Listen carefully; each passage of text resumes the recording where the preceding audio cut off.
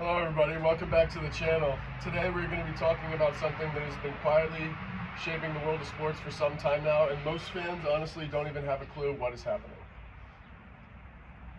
Yeah, and Tommy brought this subject up to me. I thought it was pretty interesting since private equity has been a emerging force in the sports landscape, and it's just been really interesting to see how it's been affecting sports teams themselves and the fans.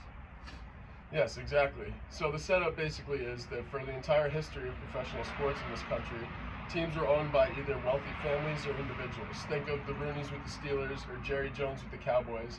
They become very tied to the franchise, and you know those names because they're very popular and they have a lot of affinity to the team.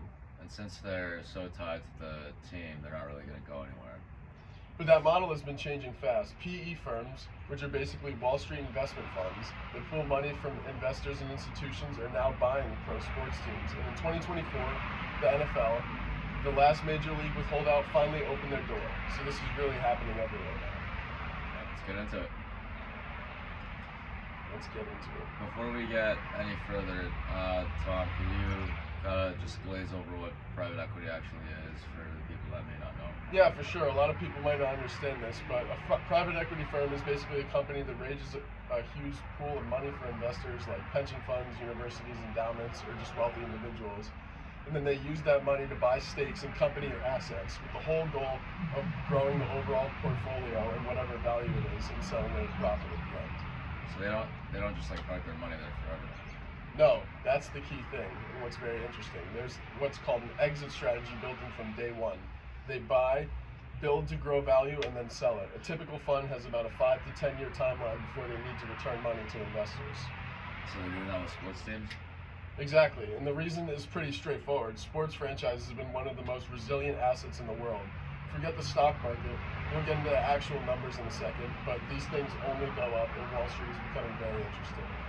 Yeah, it kind of makes sense when you think about it. There's only like 32 NFL teams. You can't really create more of them since supply is pretty fixed, but demand just keeps on growing. That's exactly the pinch. It's such a scarce asset with guaranteed appreciation, and now PE firms get to get into it. Okay, so you mentioned the numbers. Let's actually get into them because they're pretty wild, I think. Yeah, through some research, the average NFL franchise was worth $1.2 billion in 2013. By 2024, that number was $5.7 billion in about 11 years. So that's nearly like 5 times. Nearly 5 times. And if this same level of growth continues, we're looking at the average franchise values north of $27 billion by 2035. Like that number would have sounded made up 10 years ago. And is that just the NFL, or I don't think it is, right? It's not just the NFL. No, the NFL was actually the last major league to do the holdout. Teams in the NBA, MLB, and NHL franchise values have also compounded at 14.4% annually for the past 20 years with this new private equity rollout. The S&P 500 did about 10.7% over that same stretch. That's a huge deal because the S&P is like a big benchmark for a lot of companies to compare their performance against. Exactly, which is why it's so attractive. Sports is just casually beating it, and NBA franchises have gone up over 600% in the last decade alone. The NFL's total league value went from about $23 billion to $190 billion over the past 20 years. So the PE firms are seeing this and they all want it, right? Exactly, they're sprinting in to get in. Over 71 North American sports teams are already now backed or affiliated with private equity, collectively valued at over $205 billion. And the firms involved are not small players. We're talking about Blackstone, Carlyle Group, Ares Management, some of the biggest names in finance that a lot of people know, even if they're not in the space. Also, I have here that sports deal volume hit $31 billion in 2024, which was almost 4 times what it was the year before, according to S&P Global. Exactly. It was a full gold rush, and the NFL deal structure became really interesting because these PE firms can only buy about 10% of any team, and they get zero voting power, but they have to hold the investment for up to 6 years, so the leagues are trying to be careful how they let this happen. Yeah, but 10% of $10 billion is still a very good amount of money. Exactly, and even though you might not get a direct vote, there's still that significance to take into consideration. Okay, so let me kind of steel man the PE side of this because I don't really think it's all doom and gloom. Go for it.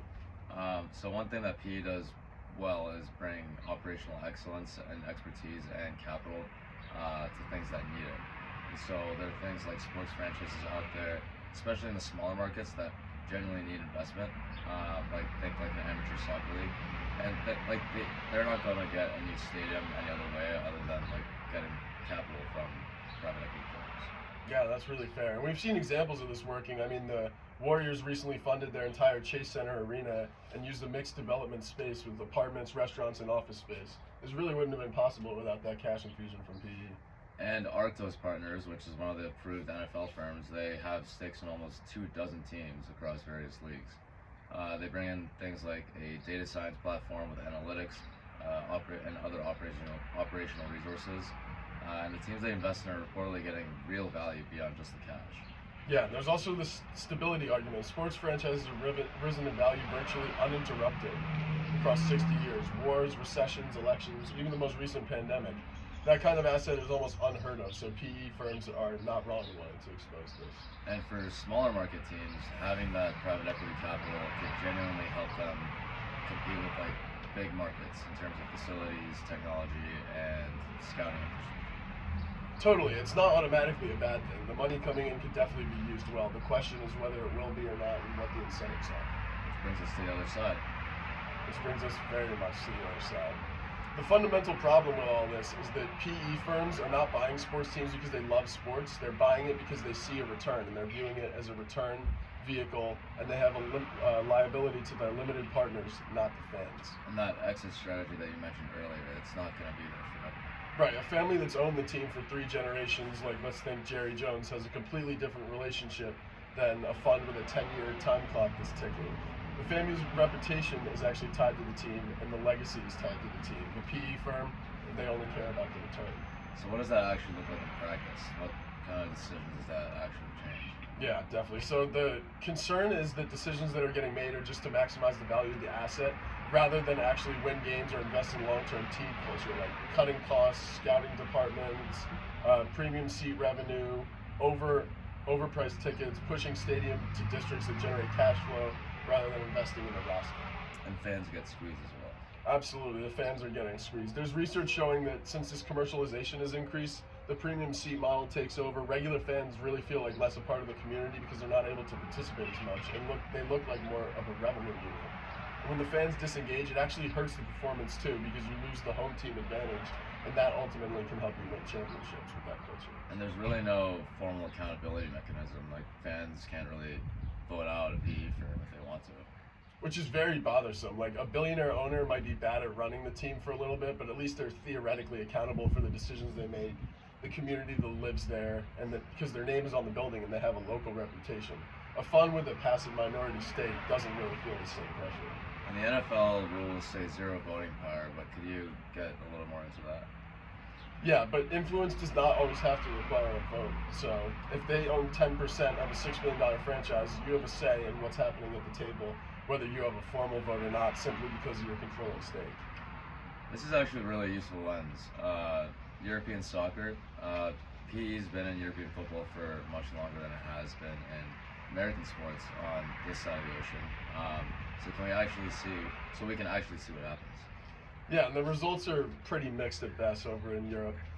Research from the ECGI looked at PE investments over European football clubs and found something that was really telling. The PE investments were effective at improving the financial outcomes, but they came at the expense of the on-field experience. So the clubs made more money, but they won fewer games. Exactly, which sounds kind of backwards, and it matches the theory. When your primary goal is the return on investment, spending on like a lot of money on players becomes a cost to be managed rather than an investment in their long-term success. You see these clubs developing talent and then selling them the second they become valuable rather than building the franchise around them. And from what I've seen, the fan reaction in Europe has been pretty brutal in a lot of cases. Brutal, especially because their love for soccer. There was a case where an American PE-backed owner bought a Belgian soccer club and was literally trapped in the bathroom of the stadium by angry supporters who showed up to protest the club's downward spiral after the new investors came in. It was not metaphor. This legitimately happened. And there's also the Chelsea situation under Todd Bowley. He came in as a private equity guy, spent about £600 million on players in 1 year, went through a lot of different managers and finished 12th in the league. Yeah, there's actually a great quote from this British journalist who called Bowley a private equity king in the U.S. who's an utter amateur at English football, because the sports culture is not like running a company. You cannot apply this big corporate logic and expect it to work. There's a lot more intertwined pieces. And what about Germany? Because I know they do something a little different. Yeah, I remember when we had visited over in Germany, there was an interesting case. One of the guys was talking about a soccer club. There was the 50+1 rule, which literally requires the fans themselves to own more than half of the club's equity. So now no private equity firm, billionaire, sovereign fund can come in and mess it up. So fans basically actually have structural power over their ownership decisions. Yeah, and here's the kicker. The German clubs are consistently amongst the most financially sustainable and competitive and successful overall. So this is not a coincidence. So there's a model out there that works differently, and it seems to work pretty well, you'd say. Yeah, and American sports might not be able to exactly copy this because the markets are so different and traditions, but it does show that fan ownership protections are not just a nice idea, they can really coexist without serious impact to the franchise. Alright, so kind of wrapping this all up and seeing your final takes on it, where do you actually land on this issue? Yeah, honestly, I'm kind of in the middle, a little skeptical. I don't think private equity in sports is automatically a bad thing. The capital could really be used for good things. The business case is real though, but I think the accountability gap is the genuine danger. There's nobody standing up for the fans when the fund's quarterly reviews come around, and they're always looking for the best ROI and maybe not in the best interest of the fan. Okay, my take's a little different. I think that the next few years are going to be really telling. We're seeing, we're pretty early in this experiment for American sports, and the NFL just opened the door in 2024. And if we start seeing ticket prices spike, rosters get stripped, or franchises start making decisions that clearly prioritize asset value over their actual competition, then fans are going to get really mad and they're going to start revolting. And if leagues don't respond to that, then I think things are going to get bad really fast.